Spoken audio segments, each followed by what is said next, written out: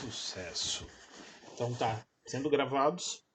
Então a gente vai começar a relembrar, tá?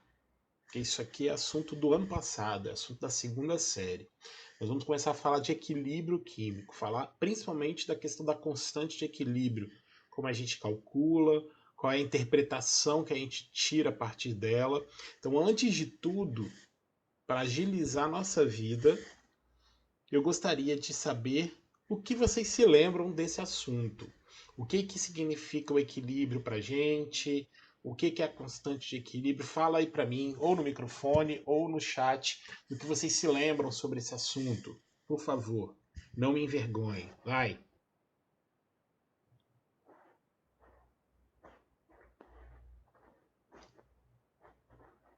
O que é o equilíbrio? Quando a gente alcança o equilíbrio químico numa reação? Vai. O equilíbrio químico na reação é a mesma coisa que o equilíbrio dinâmico? É um equilíbrio dinâmico. Sucesso. E o que isso significa? A quantidade de produto que se converte em reagente é a mesma de reagente que se converte em produto. Isso. Mas como é que eu sei que a reação alcançou o equilíbrio?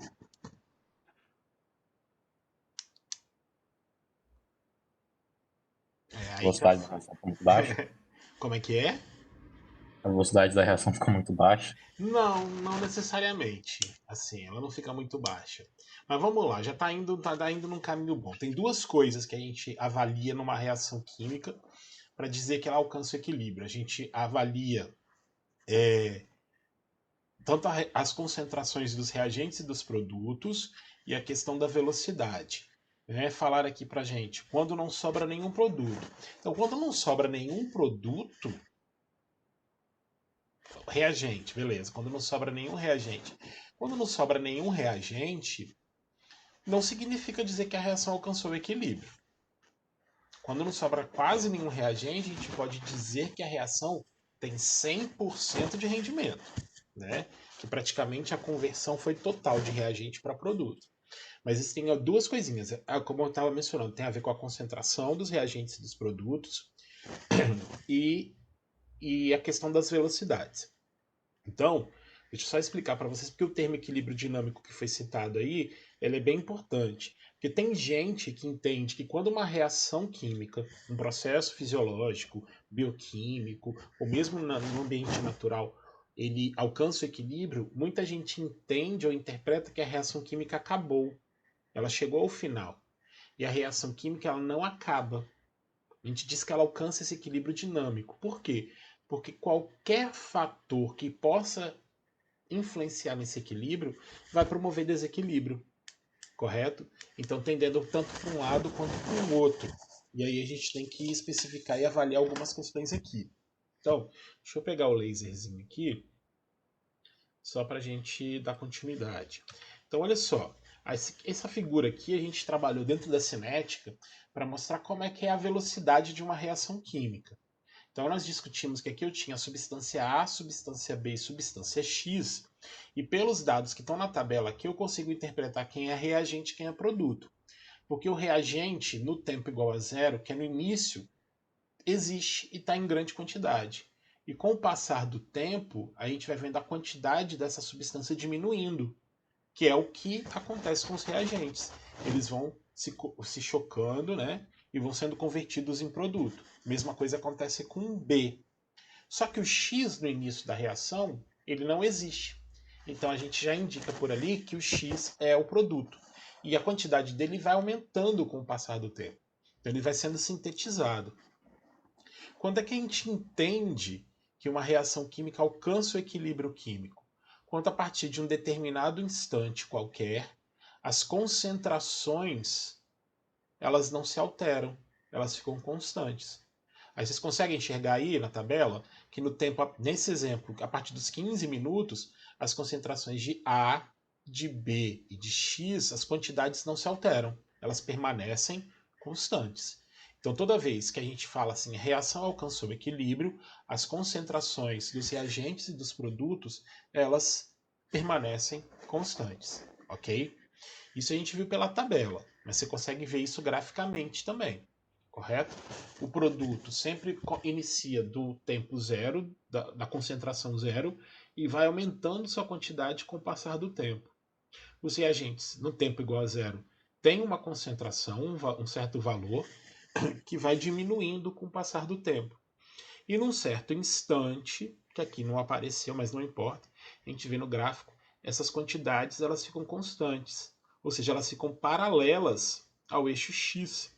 Elas não se alteram com o passar do tempo. Aí a gente indica e identifica que essa reação alcançou o equilíbrio químico. Mas como foi mencionado, esse equilíbrio ele é um equilíbrio dinâmico, ele não é um equilíbrio estático, do tipo assim, vai diminuindo a velocidade até acabar a reação. Por qual motivo?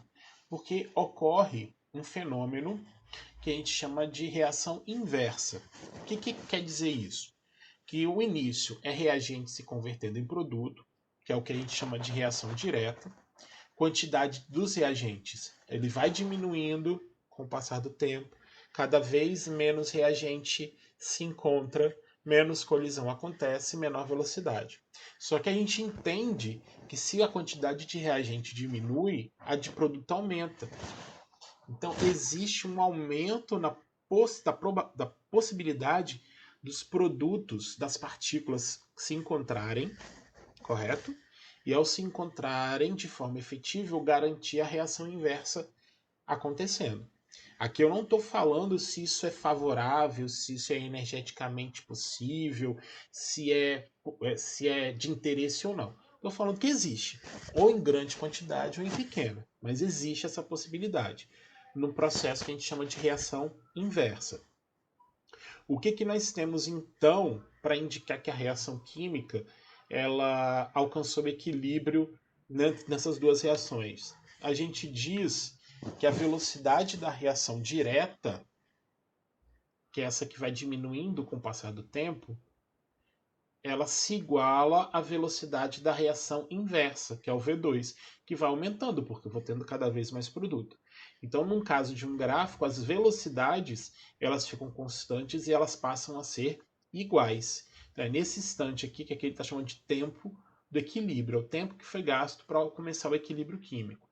E é o que a gente chama de equilíbrio dinâmico, como foi mencionado. Por qual motivo? Porque a quantidade de reagente que é consumido para a formação dos produtos, na reação direta, ela é reposta pela reação inversa. Então nos dá a impressão que aquela quantidade não se altera. Porém, ela está em transformação, porque há conversão de reagente para produto num sentido e de produto em reagente no outro. Correto? Então eu tenho esse equilíbrio que a gente vai chamar de equilíbrio dinâmico. Por qual motivo? Está ali constantes concentrações, mas existem fatores que podem provocar o desequilíbrio para um lado e o desequilíbrio para o outro. Ok? Hein?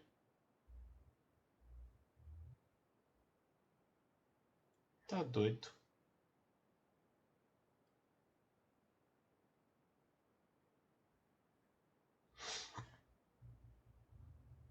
Por favor, sem perturbar, tá? Senão eu vou ser obrigado a expulsar. Maravilha. Isso então vai acontecendo sem muito mistério. Perguntas?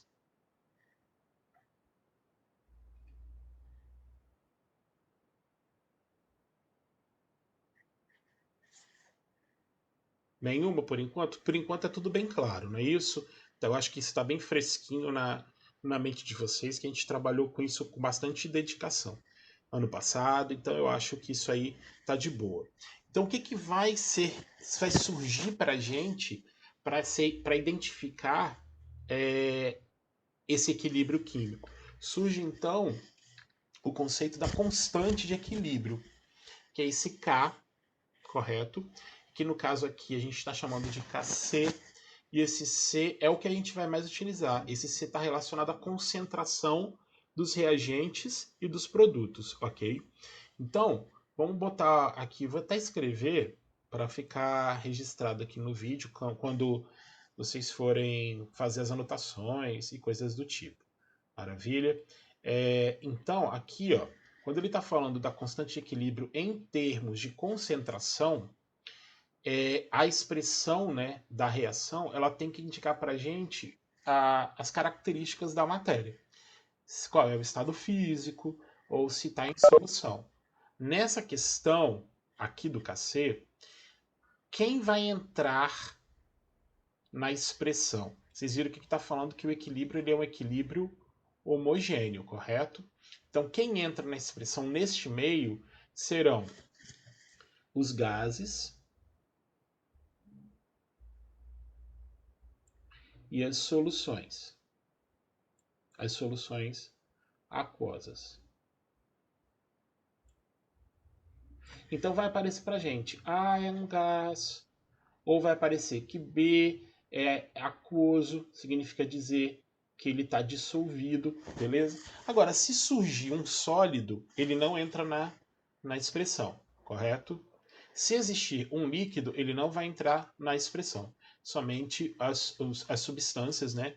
Reagente ou produtos no estado físico gasoso ou em solução aquosa. Então isso vai aparecer escrito para gente.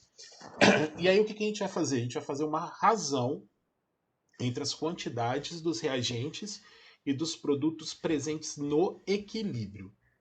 Então aqui vocês estão vendo, o C e o D são meus produtos, por isso que eles aparecem aqui no numerador, elevado aos coeficientes, né? O que aparece é aquele númerozinho proporcional que aparece na equação, dividido pelo produto da concentração dos reagentes, elevado cada um a seu respectivo coeficiente.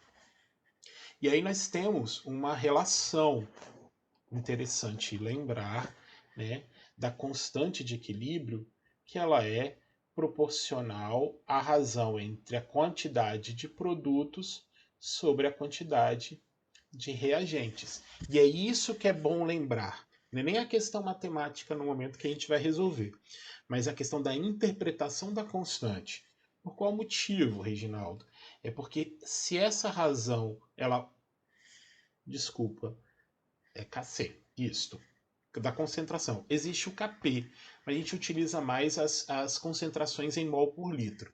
Por que eu estou fazendo essa análise aqui com vocês? Porque a gente tem a seguinte interpretação. Por exemplo, tinham questionado ali, quando todo reagente vira produto. Se todo reagente vira produto, eu vou ter um numerador muito grande e um denominador muito pequeno. E aí o valor que eu obtenho dessa divisão é uma constante que vai ter um valor maior que 1. E toda vez que a gente fizer um cálculo e a constante der um valor maior que 1, isso significa dizer que no equilíbrio a concentração de produtos ela será maior do que a concentração de reagente. A gente entende que a reação direta ela foi favorecida, ela ocorre com mais intensidade até a gente obter o equilíbrio.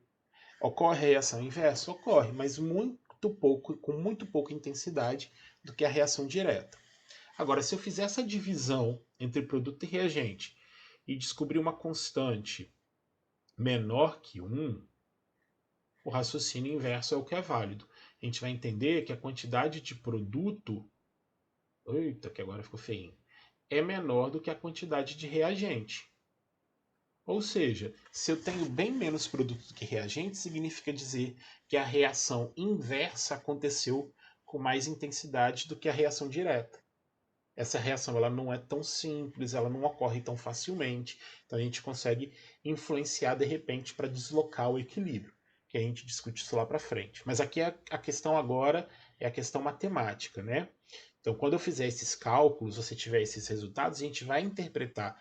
E quanto maior for, e é essa observação que está na figura, quanto maior for o valor da constante de equilíbrio, quanto maior, quer dizer, quanto cada vez maior que 1, pode ser, mas pode ser 100, pode ser 200. Existem constantes que dão 10 elevado a 60, 10 a 48, dão números muito grandes.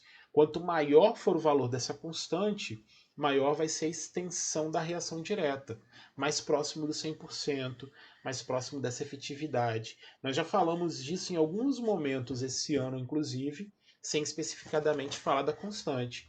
Quando a gente fala de ácido e base forte, por exemplo, A gente está querendo dizer que essa constante tem um valor muito alto, que praticamente todo reagente vira produto. Se a gente fosse calcular a constante, ela vai dar um valor alto sim. Tanto que ela nem tabelada é. A gente trabalha em cima de um alfa. A gente comenta ali para frente. Beleza? Seguindo então, eu posso também fazer essa constante em termos de pressões parciais. E aí essas pressões só vão funcionar para os reagentes e para os produtos que forem gasosos. E aí o problema vai fornecer isso para a gente. Mas como eu falei, eu tenho falado com algumas turmas de pré-ENEM ou até de terceira série, em questão do Enem em si, eu não vejo esses cálculos tão complexos sendo cobrados, entendeu? Mas é importante você entender essa interpretação da constante. Quanto maior for o valor da constante, muito mais produto do que reagente no equilíbrio. Então isso aí a gente vai levar em consideração. E ali embaixo tem uma relação entre Kc e Kp. Ou seja, a fórmula como eu consigo converter a partir de um Kp descobrir o Kc e vice-versa. Tá certo? Então, como são gases, tem a constante universal dos gases e a temperatura, que é o fator importantíssimo para essa constante, e o ΔN aqui é a variação do número de mols do produto para o reagente. Mas a única vez que eu vi isso cair no Enem, eles deram a fórmula e explicaram para resolver. Como é que se resolve? Então, para vocês terem uma ideia de como é que não é a matemática em si que é cobrada, mas o raciocínio a partir dele. Maravilha. Vamos lá. Perguntas?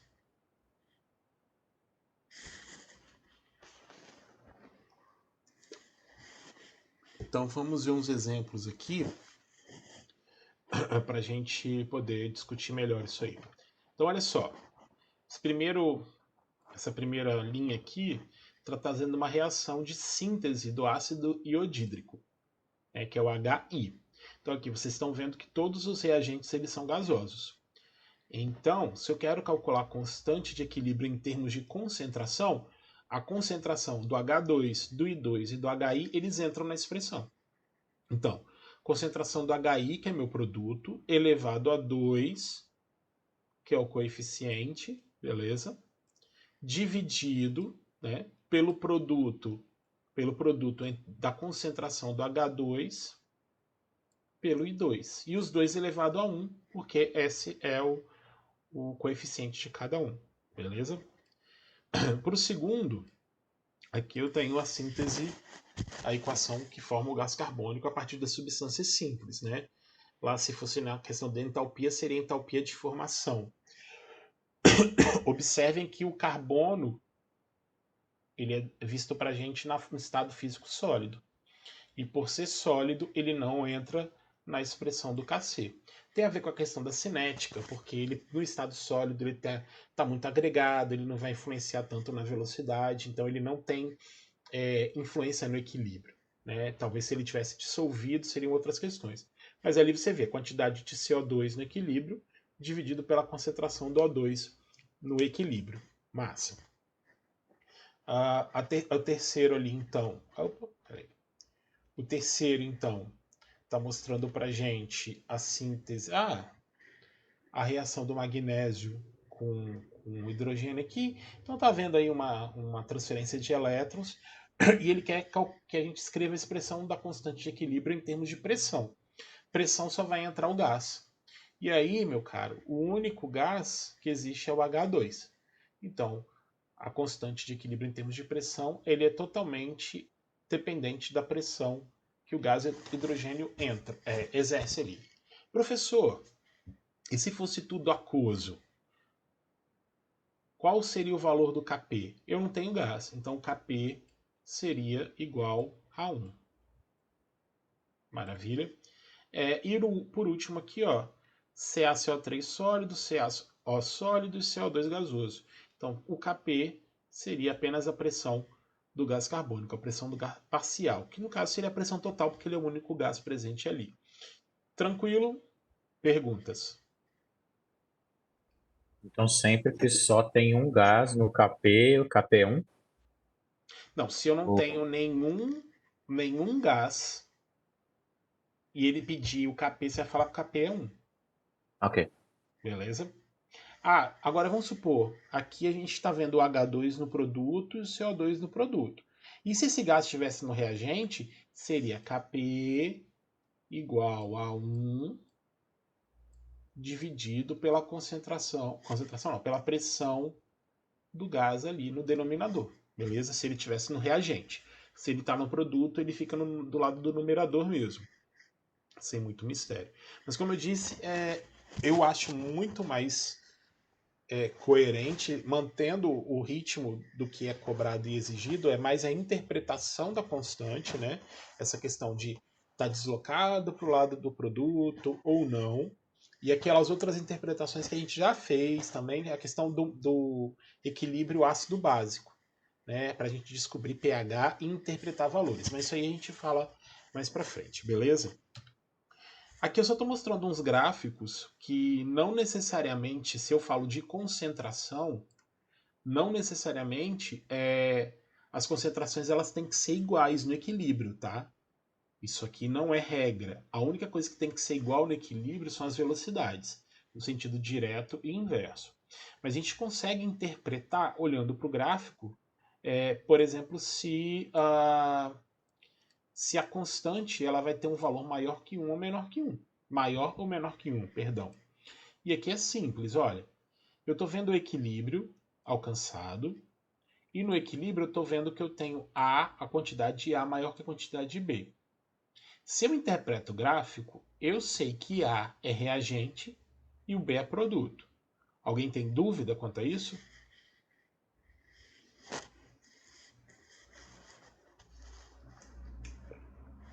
Olha para o gráfico. Se você olhar para o gráfico, você vai ver que, que o A é reagente e o B é produto.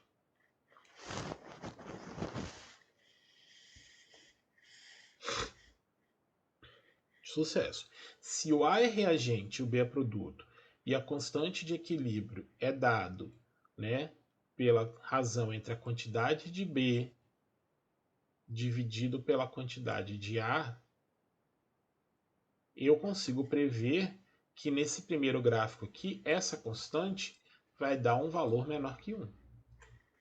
Tranquilo? Para você está tranquilo isso? Vai ser um valor menor que 1.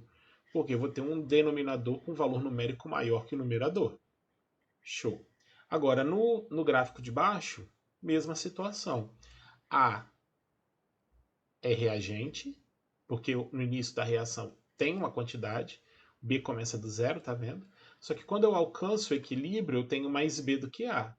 Então, se eu pensar nesse equilíbrio aqui, na razão entre quantidade de B e quantidade de A, nesse segundo gráfico, a constante vai ser um valor numérico, vai ter um valor numérico maior do que 1.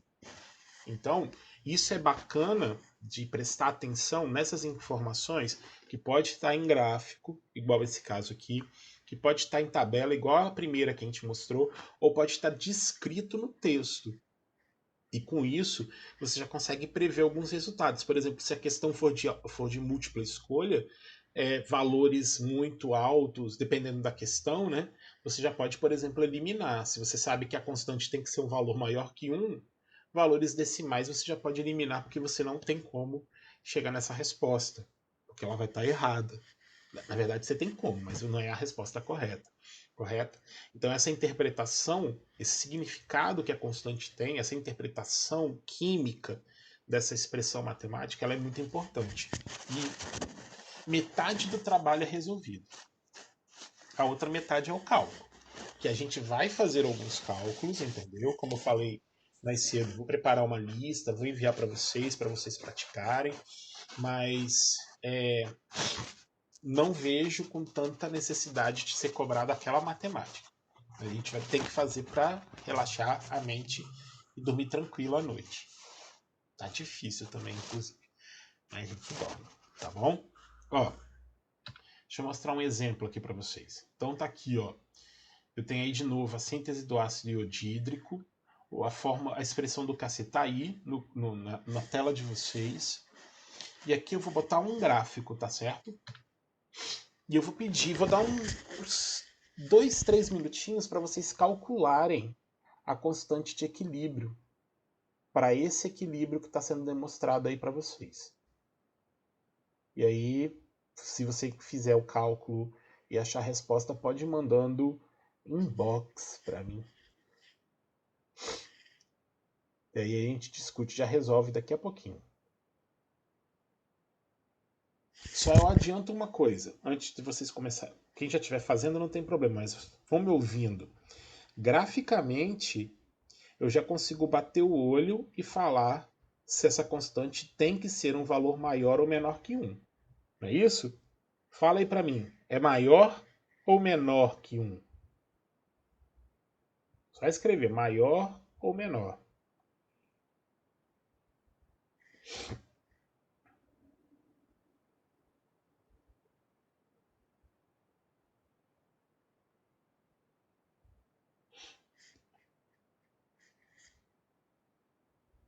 Só tem 2 na turma, gente? Bora responder aí.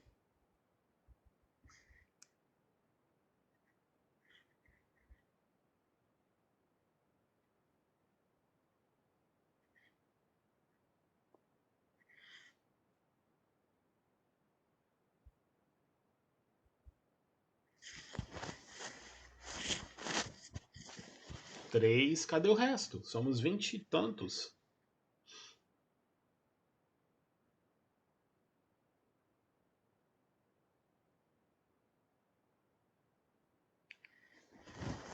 Vamos lá, né, gente? Olha só, eu tô vendo o gráfico, vocês estão vendo o gráfico aí.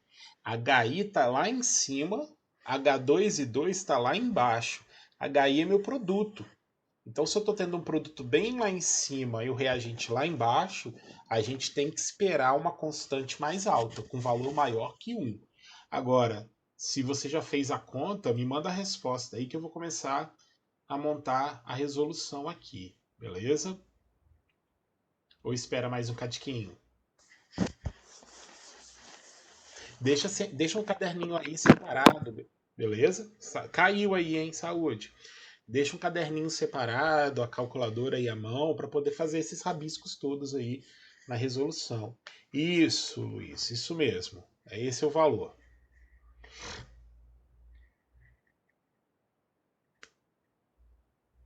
E é legal fazer esses cálculos, por isso que eu também quero passar esses exercícios, porque é uma possibilidade da gente aplicar algumas propriedades que você estuda lá na matemática, propriedades da potenciação, propriedades da radiciação. Então, as ferramentas matemáticas para a resolução dos problemas eles são legais. Então, talvez não se cobre isso em química, mas caia algo semelhante em matemática.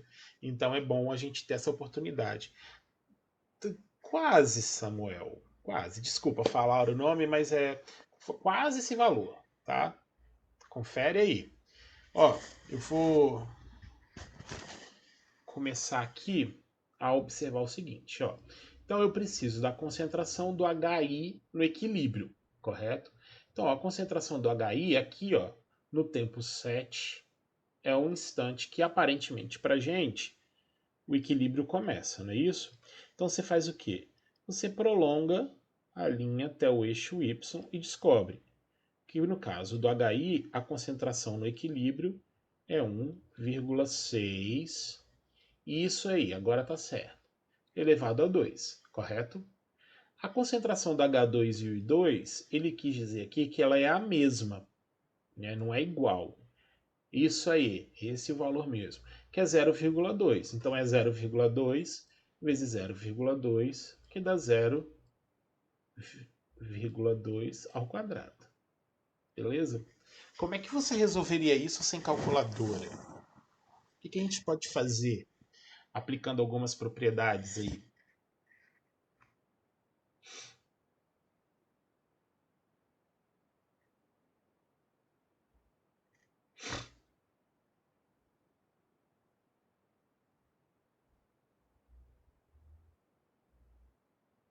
Se eu tiver errado, vocês me corrijam, tá bom?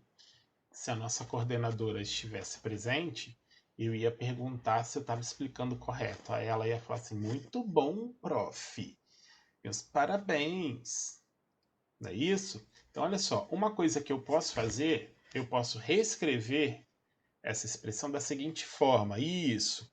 Eu posso reescrever assim, ó. 1,6 dividido por 0,2 e reescrever que tudo isso aqui está elevado ao quadrado. Existe essa possibilidade, beleza?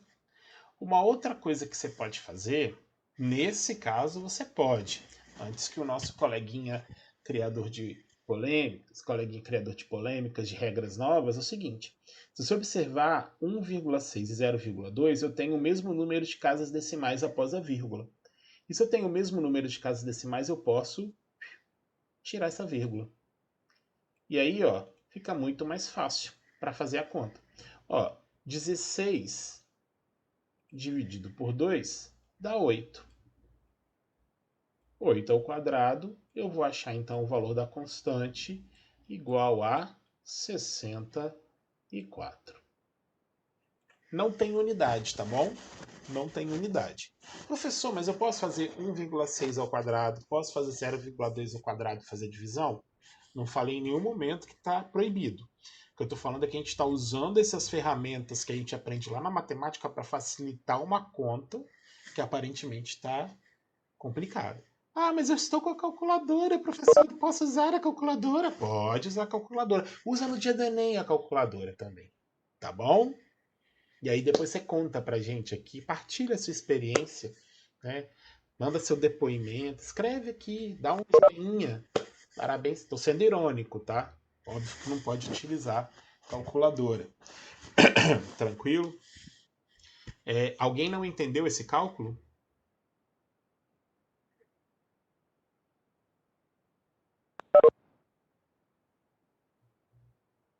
Maravilha.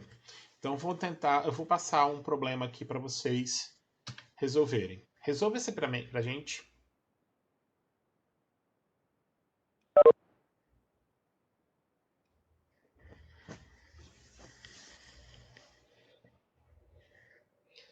Vou deixar para vocês fazerem. Fazerem agora. Tô dando só um tempinho para vocês resolverem e eu vou corrigir.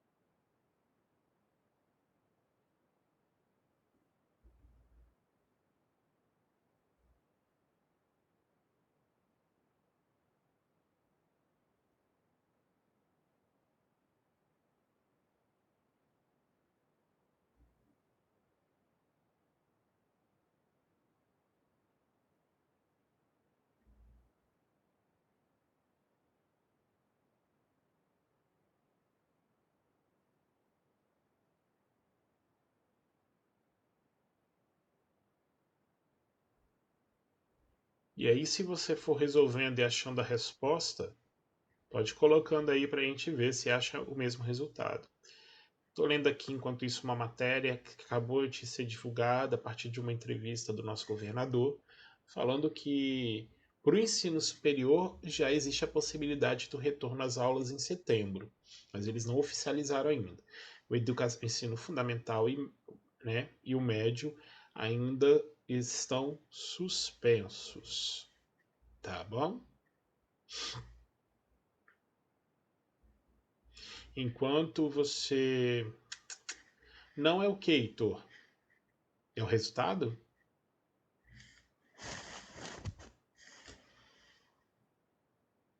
Vou escrever a expressão da constante enquanto isso, beleza? A constante, então, seria concentração de H2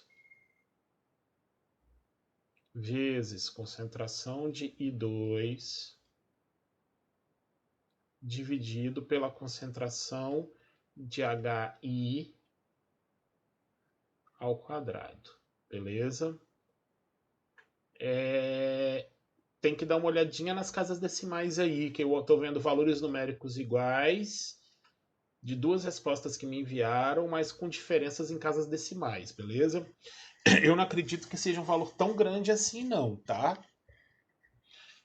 Porque as concentrações elas estão bem próximas, preste atenção. Então vamos lá. Ele me deu as concentrações no equilíbrio. Então se me deu as concentrações no equilíbrio, é mais fácil de eu resolver isso, porque é só substituir os valores aqui na fórmula. Então, ó, concentração do H2 é 10 elevado a menos 3, né? Nossa, ficou feio isso. Mas tá.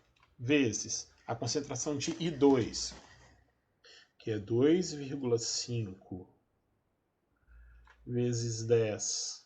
Nossa senhora. Vezes 10 elevado a menos 2, que é 2, viu? 0,5.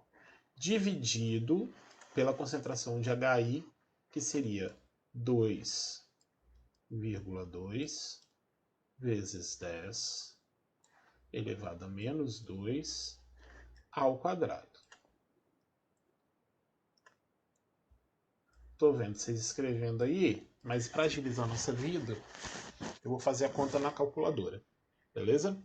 Então, ó, 10 elevado a menos 3 vezes 2,5 vezes 10 elevado a menos 2, achei isso, dividido por 2,2 vezes 10 elevado a menos 2 ao quadrado. Eita, que deu errado. Vou fazer de novo. 10 elevado a menos 3 vezes 2,5 vezes 10 elevado a menos 2. Isso dividido por 2,2 vezes 10 elevado a menos 2 ao quadrado. Eu achei 0,05.